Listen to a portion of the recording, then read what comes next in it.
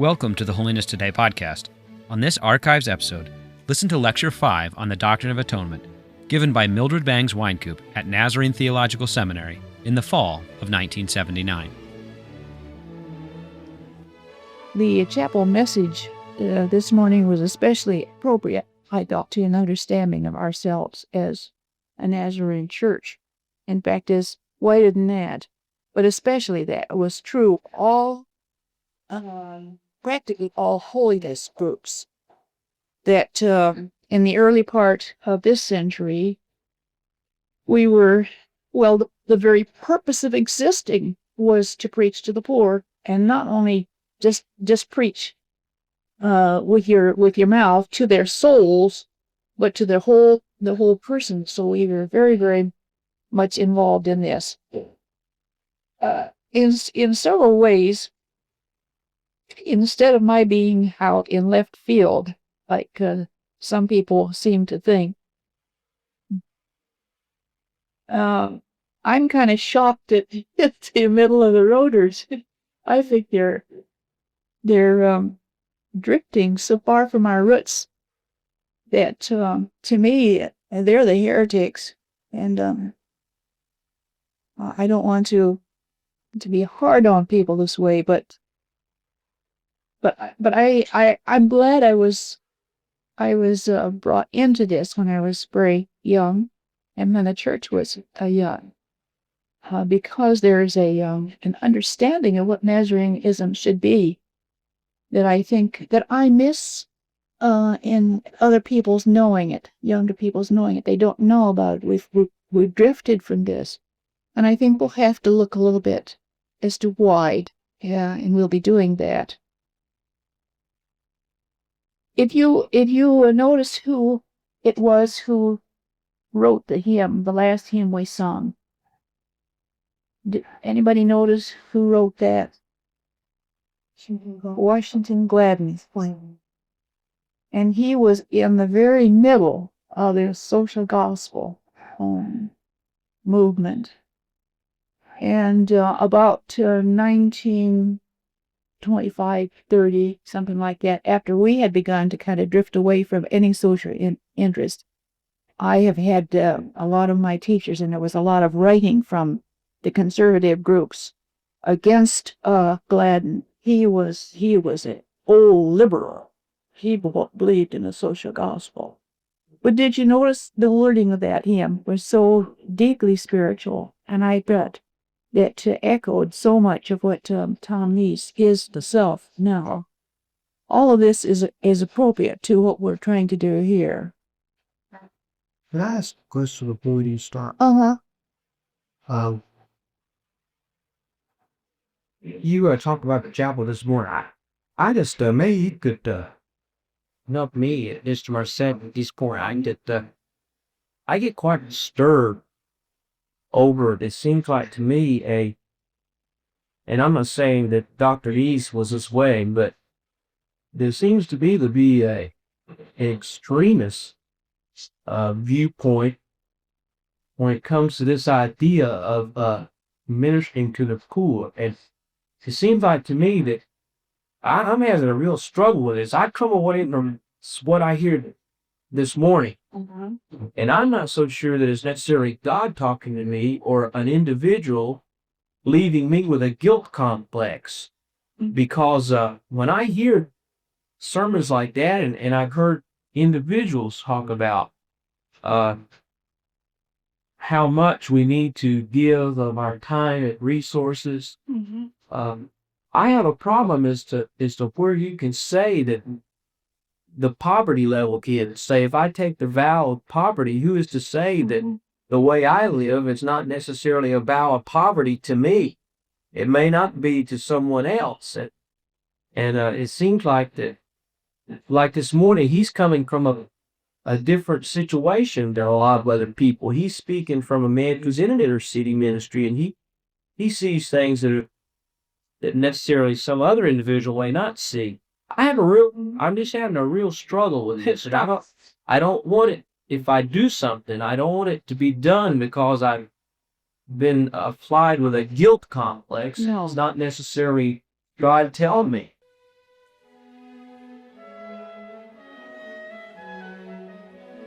We'll be right back with the rest of this episode.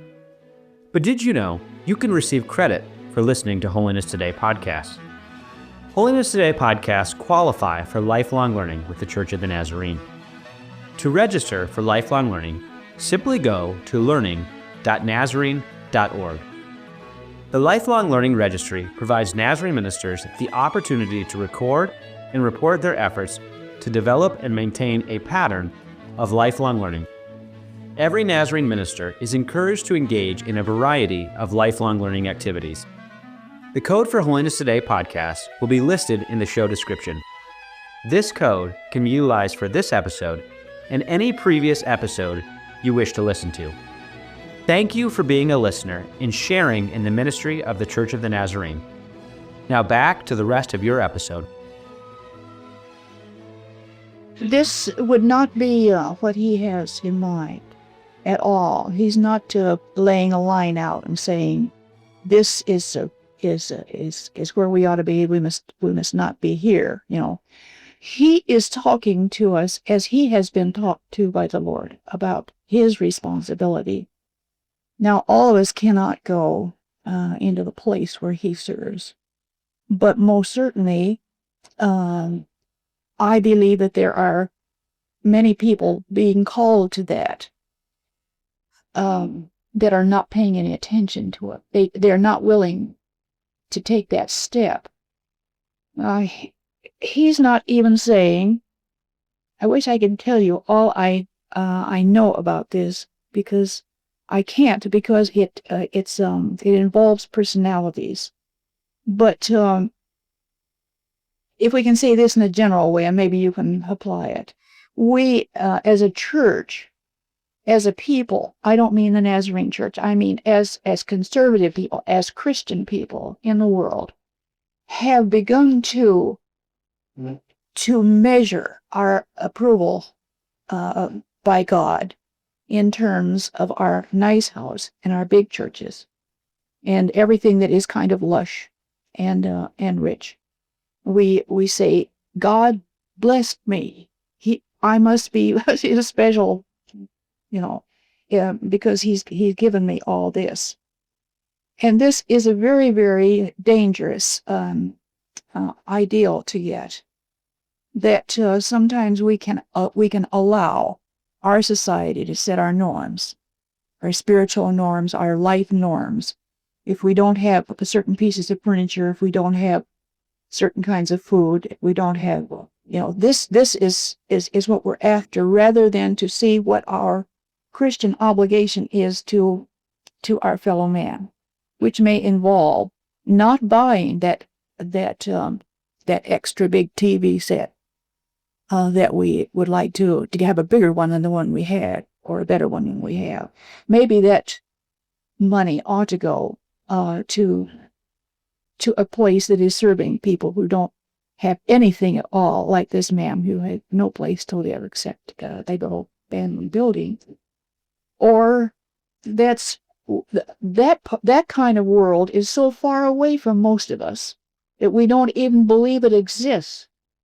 But those who allow themselves to get into to see what is involved in this world know that this is not nearly as strange as it may seem to us. We're so insulated and isolated from the very deep problems of people. There are ghettos all around us, and they're not always financial ghettos. They're social ghettos. And don't you find it true that you kind of veer away from these people? They're uncomfortable to be with, and we rather be with those in our own group to understand us. And there's a kind of a social comfort here.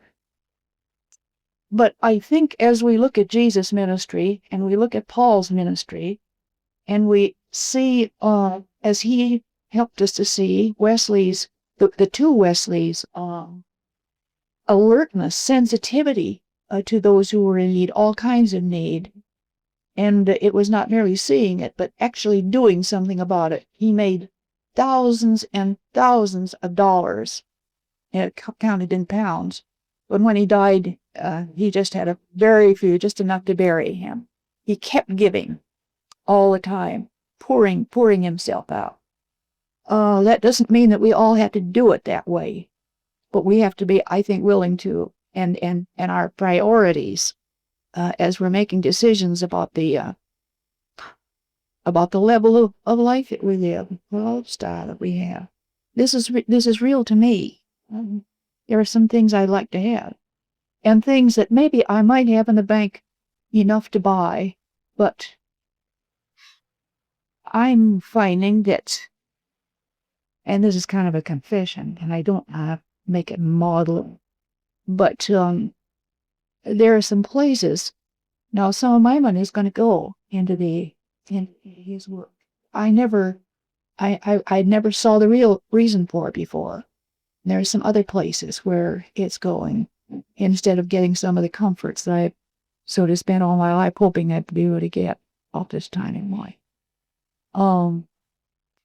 I think God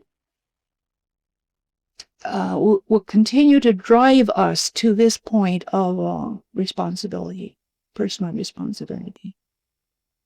Now, I don't think Dr. Neese at all would say you've got to give up your rugs and your davenports and all the rest of it. This is not it. But what does God say about what you're going to do? You see, and he's not a fanatic on this line. I think he's seeing something. We have in our country, let alone the rest of the world, we have a subculture that can, just like that, rise up and just simply destroy the rest of us. I mean, they have need, and they look at us. They think we're rich. They think you're rich because you're able to get to school. You have clothes you can wear and food that you can put in your mouth.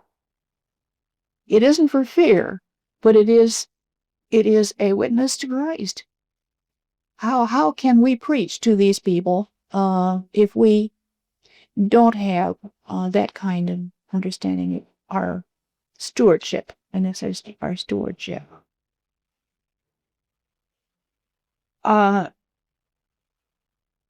Relative to, well, let me just kind of talk it out to you, and I may be a little bit rough in my expression of it, not in my spirit.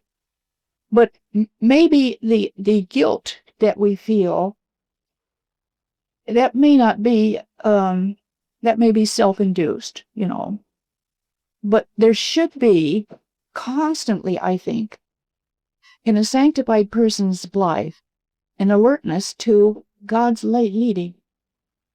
We didn't get it all when we went to the altar the second time, or the second 100th time. Because it took me a long time to get through to this understanding.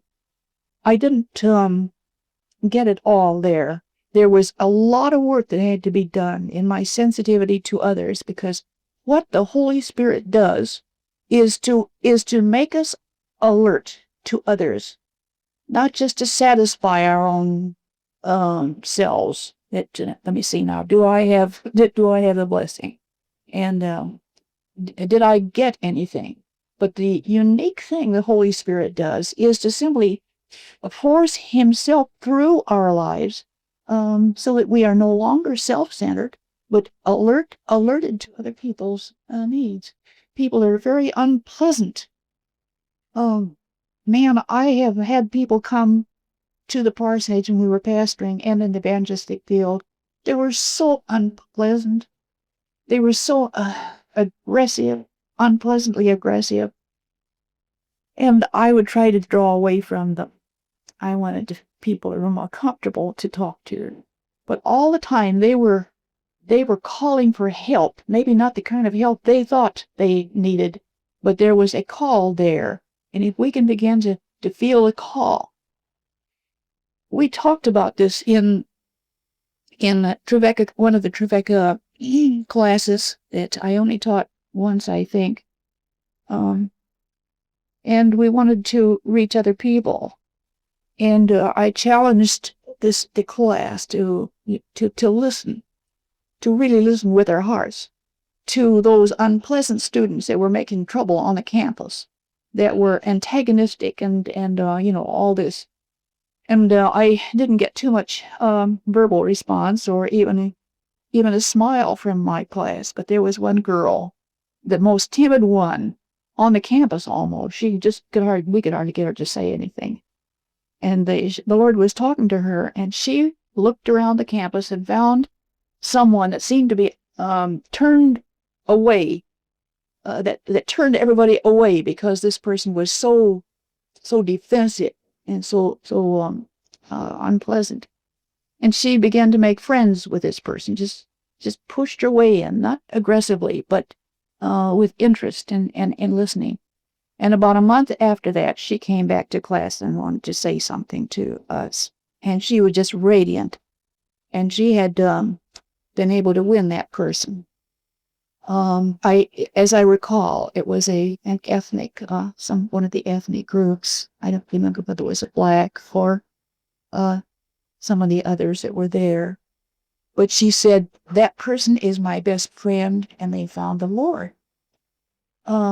So that here's this living outward that is what really Tom is talking about, being alert, so that we would be willing, not only willing, but actually do whatever it would take to fulfill our obligation and our stewardship, even holding our possessions and our reputation, everything else very loosely.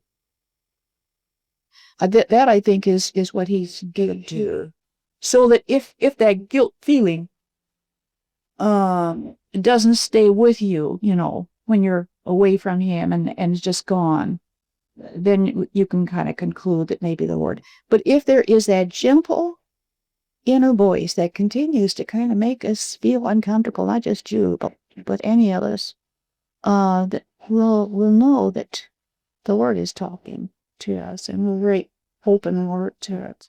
Does that speak to the problem we had? So much guilt because it is wrath. Mm-hmm. I just get this deeply disturbed for it. There are a lot of individuals that here at the seminary that I am friends with who try to push Wesley about poverty. Also, everybody to around. And I don't know, I guess it's just maybe a reaction. You know what your fun is. Yeah, if we can't push it, and I don't think Tom is trying to, but if and no one else should push another. The first year I was here, we had a student who felt this very deeply, and he got rid of his carpets and everything that he could right here at seminary for this reason, but he didn't push it on anybody else. And his testimony to it was very modest, and it impressed me a lot. And we don't all have to do that. But it is a pushing a person, trying to force a personal conviction on others that I think is what you're talking about. And there is a reaction to that. It would be to me, too. But that sensitivity is so necessary, and it will have a bearing on the decisions we make in almost everything we do. Yes. Really, at least impressed the last analogy that will adapt the data for this girl that soon became a sister at the bait. The idea of the community being actively involved in our social welfare, their physical welfare, their spiritual welfare. And let's really touch my mind. How many people do we know in the church that were one-time prostitutes that we can slowly go up and hug, see with laugh, had the sister, aren't they? And that seemed to be touching me more. That community aspect seemed to be touching me more and highlighting this idea of poverty, because if we were actively involved as a unit, as caring for the hand, as the notes caring for the handy, just actively involved as a member of the body, then it would be no problem for us to be able to give up something. Yeah. Yeah, that would have to be the need. The church the church has a responsibility. This is not just the organization, but all of us in this fellowship together. One of the things that I am is coming at me very, very strongly, and it has now for about a year, I'm beginning to see it clearly, is that we are a forgiving fellowship. We have to be a forgiving fellowship. The problem that made this come into focus for me was one of our Nazarene people, who you know, and I'm not going to tell you who it is, who's one part of the family, has fallen into drugs and just exploring everything that his age group is exploring. And this person said the church is just saying to him, you can't come in here till you quit smoking. You can't come in here until you quit your drug, taking your drugs and doing all of these things. And of course, it's driving that young person away because he can't break through that barrier. But it seems to me, and this is one of the things I'm working on now for a paper that will be published. We as a community must be a forgiving community. That is, we must put our arms around people who have need, and extend so much love and fellowship and winsomeness, and not judgmentalness yet, but winsomeness until it will help them in their own struggle to get free. Usually they want to get free from these things, and they have no help because the church seems to be so judgmental on this. But if we could just put our arms around them, figuratively speaking, as you're mentioning here, maybe really, and taking them in and giving them support, social outlet, and acceptance, and all the rest of the things which is involved in being forgiving. We're not doing God's forgiving for him, but we're putting that atmosphere that God is trying to get into their hearts with all around them so they can interpret what forgiveness is through what people do in the church. I think then, if we could see that, I think we would not only be able to help people like this woman that Tom talked about last, which is Timothy, but other people who are depressed and isolated from their community and lonely and fighting battles that we don't know at all about. I think that this would be very helpful. What would we have done if that woman who was selling her body as a prostitute in order to keep soul and body together, and she would have become a Christian, and we would have said, now you got to quit that, and then just quit it. You can't do that and be a Christian. You can't do that and be in our church. But what they did, you see, was to reach out and help her so that she didn't have to do that. That's about as extreme a thing as you can find. But I think this is what characterized our church in the early days. They reached out and made people comfortable, no matter whether they stunk of wine and liquor and everything else that one can stink with, to come into the church, and that people would love them and take them in. I think it's easy for us to sit back and listen like we did this morning and see just the needs of just that group of people, and begin that those needs spill over in every place we are. So even within our middle class, whatever society, the needs are still there. That we should minister to those needs just the same, and our response can be just the same, although they may not be of a different culture and a different environment. Absolutely. If I may be so bold as to express a criticism that I have of the church growth movement, and when I do this, I am not doing it as one outside of it, criticizing from the outside. I quit that. I had some problems, some very serious problems with it. But I decided instead of criticizing, I was going to get in the middle of it. And so this past summer, I went to Vail, where there was one of the conferences, and listened intently and came away with a profound appreciation for it. But there are 2 or 3 things in it that bother me a little yet. And I suggested to them that we have a small committee. There are 10 now that were elected from that group, and we're exploring these problems in it. And writing papers will be available. And so I have a paper. I've got to put my reputation, or my, how will I make it? Anyway, I've got to do something about it rather than just being negative. So this is not just a negative thing, but I do have a problem that I think is not Wesleyan in it, that we're going to have to turn around to look at biblically as well as Wesleyan, and that is the homogeneous unit theme, in which we come into the church just to be comfortable, to go into the church where we're comfortable and everybody's congenial, which is so different than we find in the New Testament, where there was a breakdown of all of these castes in society. Now, I would grant you that the easiest way to get to a group is through a congenial group.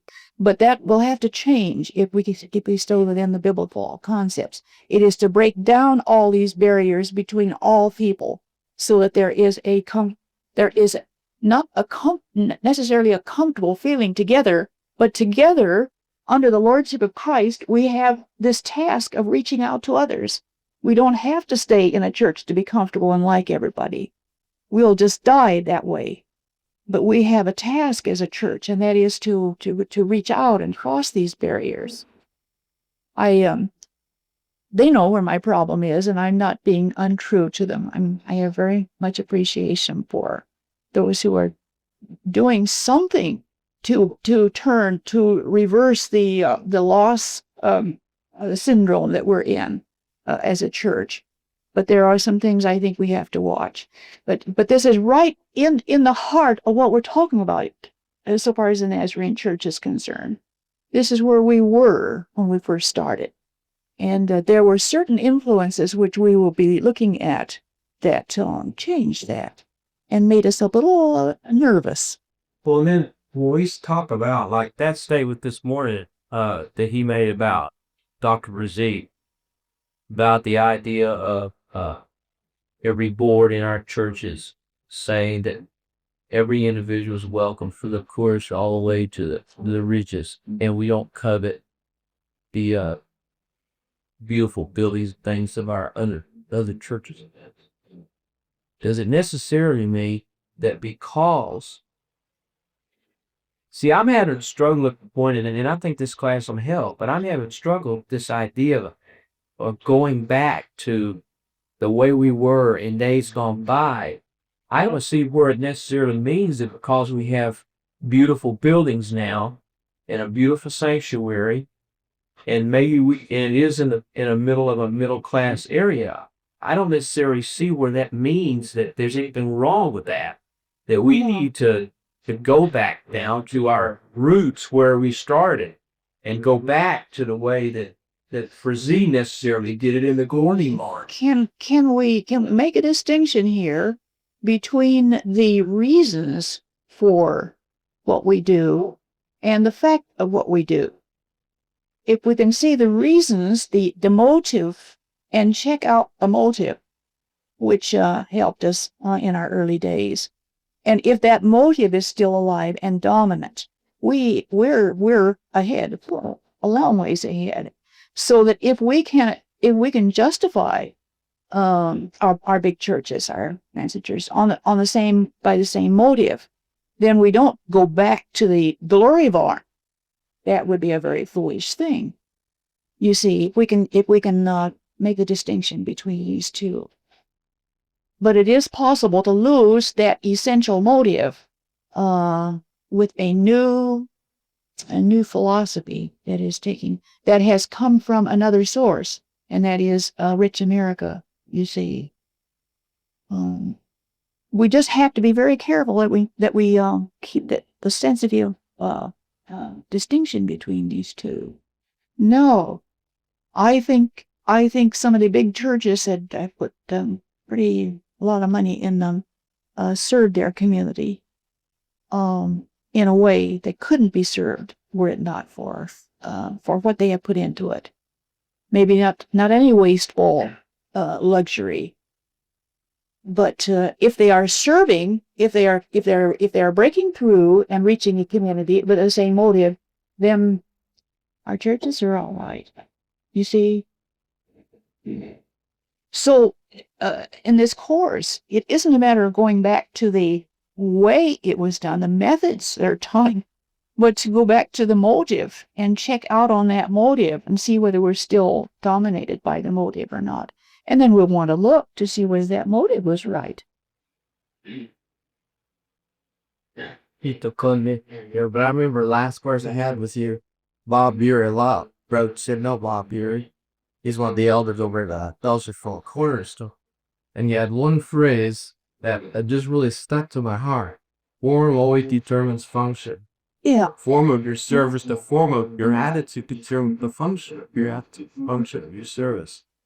And, I think I really admire of what you're saying. You really can't go back to the ideal of the attitudes of how it happened and why it happened. Because our form is there for the necessity of service community, of serving one another.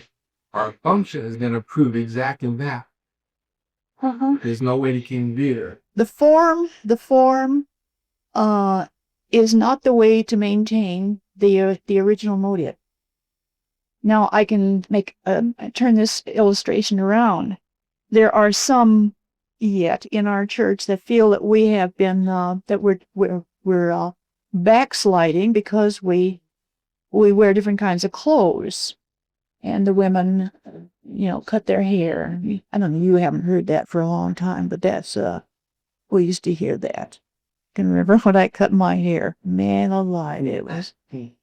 You see, if we can just keep looking like and acting in the same way, in this ritual way, because it's ritual, then the assumption is we can keep the glory down.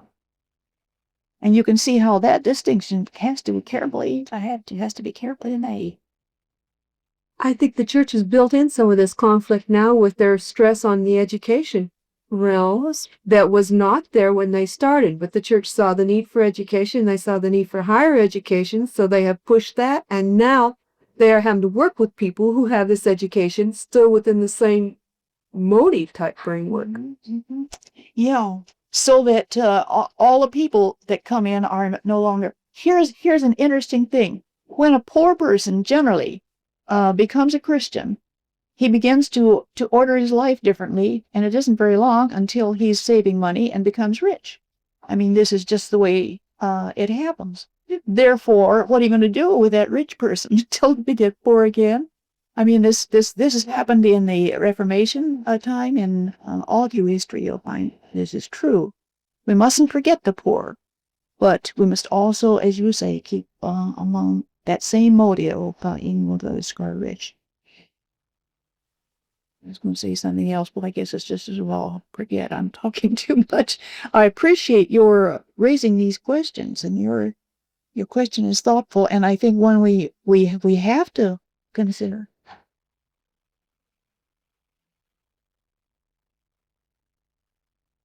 Any other comment here on this? Because it's just right where we live, where we are. There, I'm going to put. Oh, I think I told you. I'm going to put. This is just a little different emphasis, but I think you're right. You're writing on the ethics of the Nazarene Church, number 18, and this book is a doctoral dissertation. Vanderbilt University by my co-teacher in Trevecca. And we together, he and I, worked over batting ideas on each other, against each other's brains on Nazarene ethics. and the relationship. And this is very much to the point that we're talking about. And I had forgotten about the book. It's in the library, and I will, as soon as you're finished with it for your report, I'll put it on the reserve shelf. But it is questioning why we hold the particular ethical standards that we do. Going back, not to challenge them, but to discover what they're made of, and whether it is possible that some of these secondary issues may have a different interpretation now. And he is a very good Nazarene. He's head of the theology department, religion department in Trevecca. He was on the, he's just high up in the district down there. Very, very fine Christian person. Sensitive. I wish he were here with us. He's been asked 2 or 3 times to come. Wasn't able to get the consent of his mind to come. I'm looking forward to the day when he can come. But here's the whole ethical, this whole ethical pattern that is known as Nazarene. I don't remember. Do we still have those passages of scripture in the rules, the ethical rules that we have in the manual? Or did we take those out? They were a joke. Pardon me. But they didn't fit at all. It was just they had to take them out. Yeah. The general rules, I think. Or at least the ethical. And they were just surface phrases from the here, there, and yonder in the Bible without giving any background to apply to contemporary ethical situations. The special rules, these are certain references. Just give up. Yeah. There's been a lot of criticism of that, and I'm not bitter, just smiling if they didn't fit. And we'll have to be able to indicate why we shouldn't do a thing or should do a thing. And if we're going to be biblical, we'll have to know the Bible better. Dr. Brisset was not hard on this. He did not even want there to be forbidding smoking or using tobacco. He felt if a person was sanctified, he quit. And he didn't want us to be just rule bound. But the South came at it in a different way and would not have, again, had it not brought to this. Now, these are things that possibly you don't know, but this is all back of what we are as Muslims. This does not mean that we lose faith in ourselves and in our church. I think we gain faith. We're a live church, dynamic church, and I'm encouraged a great deal. Now, oh dear, if I wouldn't talk so much, we'd get farther. Tomorrow, I want to talk about the origin of altar calls, which we supposed actually that Paul made. Thank goodness. Nor did Wesley. Nor did Jonathan Edwards. Nor did Finney. These came in, I think, they did. Well, we want to know what this is and why. There's a history to that. Do you know it? Any of you know it? We'll give you that tomorrow. I think we'll. All right. But let me go on with this evangelical, where we left off yesterday. And I'll just because evangelical is very. I do have hymns, don't I? We were giving you the meaning of the evangelical movement in Britain during the Wesley time, and I think I had given you several Did I stop with the missionary movement? Number 8, supernatural gift coordination. 8. Okay, all right. Then the next one, my number missed. I left out one here. Number 9. Then it would be the missionary movement was born in the evangelical movement. The zeal for the salvation of individual souls. This needs to be talked about a little bit, but I think we'll leave it there. This was a new emphasis. Then 10, am I right? There was a social action that was spurred, which was very much needed, and Wesley, of course, was the originator of this largely. The abolition of slaves was directly from the Wesleyan revival. And peace mood, anti-war moves came here. Education of young people, children who worked sometimes 12 hours a day. Children, 5, 6, and 7 years old, you would have to work 12 hours a day, chained sometimes to their task. And he found a way to bring them into his home and what medicine, as Dr. Neese mentioned this morning. That is a big subject. 11, there was it was akin to pietism. Pietism was a movement on a continent in Europe, in the Lutheran Church especially, that stressed the inner life.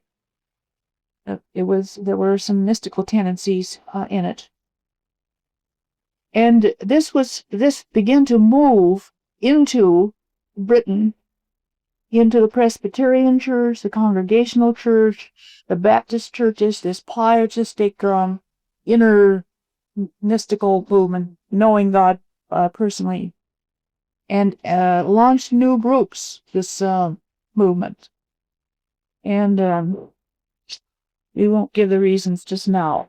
Let's jump over to the American evangelicals.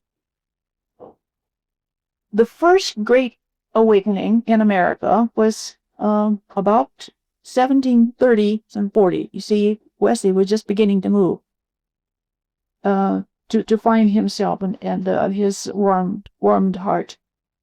Do you know who was the preacher?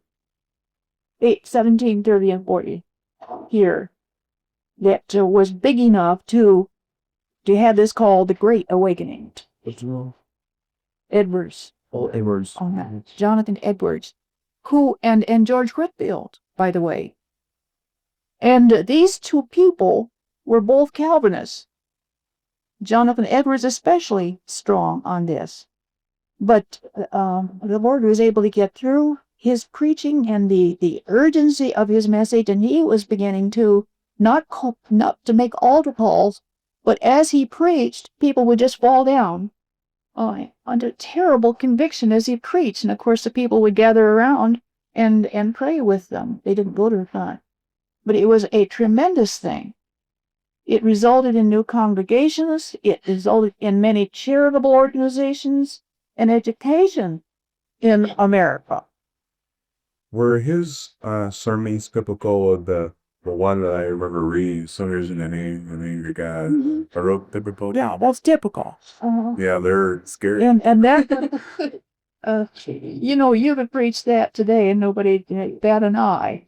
But there was a mood there and an understanding, or at least I don't know. You talk about a little spider or a flame. I think you can get a time patient. But that one, of course, is his famous one. It was little people.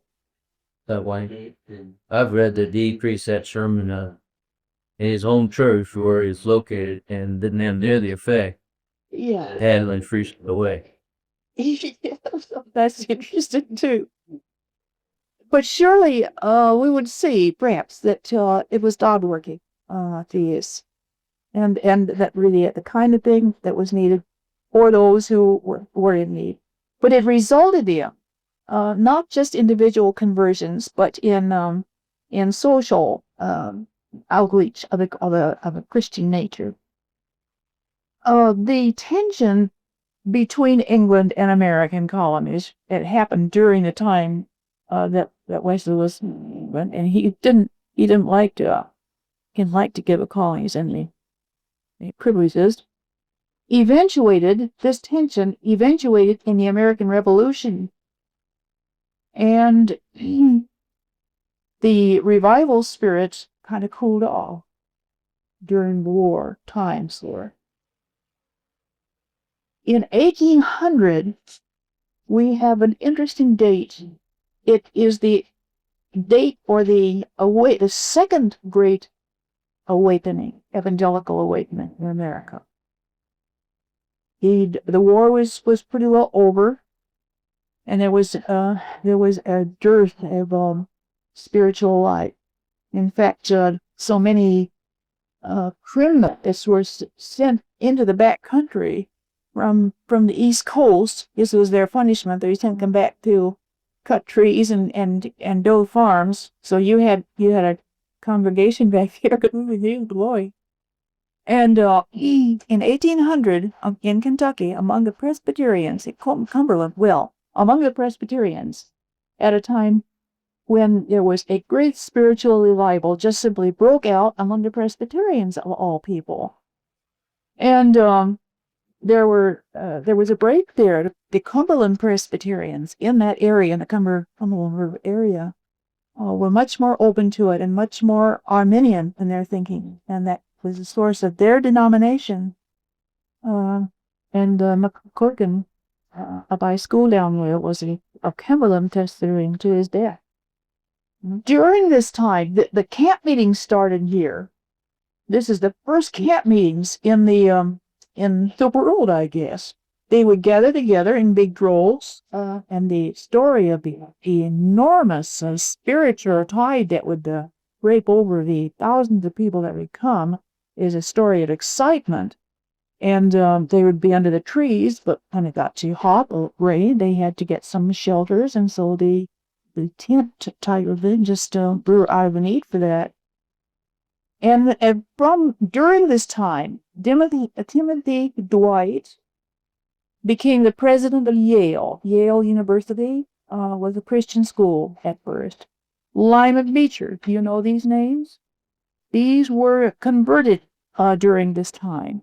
Colleges were built. Almost every local church had a school for the very young people and for the ones that were older. Charles Finney was one of these. He came in just a little later, in the 1820s and 30s. But you see, here is a tremendous movement, spiritual movement, initiating a lot of the things which we will discover that we still have, maybe in some modified form. If you want to read about that, and you're talking about it a little bit more. And actually, the beginning of the altar call comes in this period, so we'll not go out of place to do it tomorrow.